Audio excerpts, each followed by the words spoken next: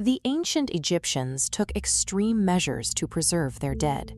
They extracted vital organs through the nose, packed corpses in dehydrating natron salt, and tightly bound the remains in miles of linen.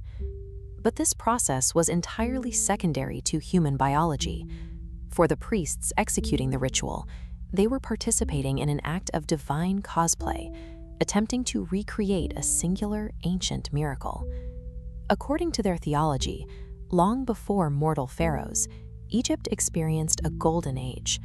The world was held in perfect balance by its first king, Osiris. To understand why an entire civilization obsessed over preserving the dead, we have to look at the gruesome assassination that ended his reign. The cosmic balance shatters when a terrifying rumor reaches the city of Coptos. King Osiris has been murdered. His wife, Queen Isis, collapses onto the cold stone floor.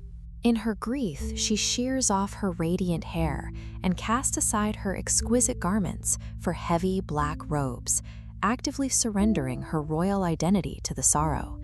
She knows exactly what is at stake. In Egyptian belief, if a physical body is allowed to rot away or be destroyed, the soul has no anchor. It ceases to exist entirely. Barefoot and desperate, Isis sets out along the banks of the Nile to hunt down her husband's hidden remains before his spirit fades. Her personal mourning instantly becomes a frantic race against time. To save him, she has to invent the concept of the afterlife. Her search leads her to the distant shores of Byblos. Here, disguised as a wandering commoner, she taps into profound magic, attempting to plunge a mortal prince into a cold blue fire to burn away his human frailty, granting him immortality. She eventually reclaims Osiris's coffin and conceals it deep within a quiet papyrus swamp.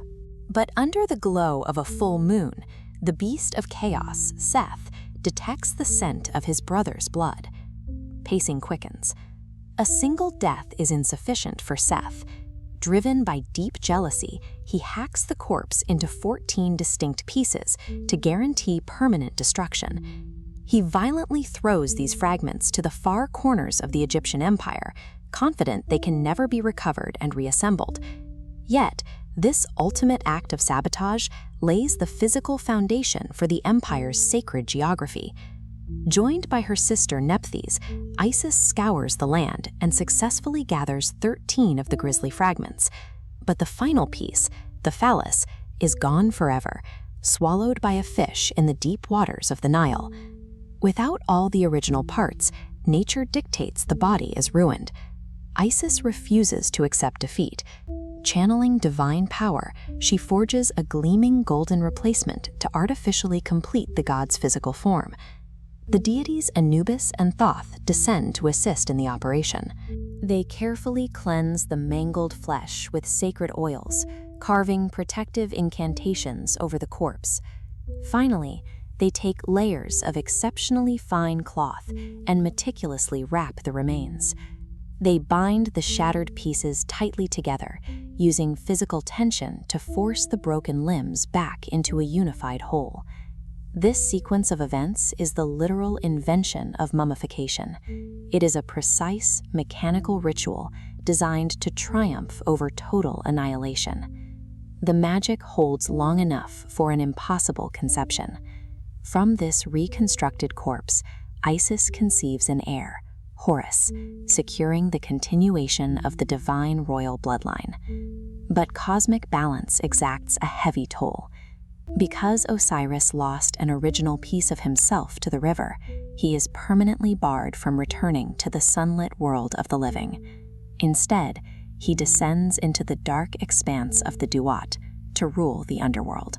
Having endured extreme physical agony and the violent tearing apart of his own body, he intimately understands the fragility of life.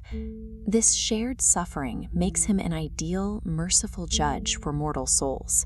Back on the surface, the landscape bears the permanent scars of his murder. Wherever a piece of his body fell, massive stone temples were built, physically anchoring the theology to the very dirt of Egypt. Every embalmed body wrapped over the next 3,000 years was an attempt to harness Isis's original blueprint. Through supreme effort and reverence, they proved that absolute destruction could be avoided, and that death is simply the transition to a new journey.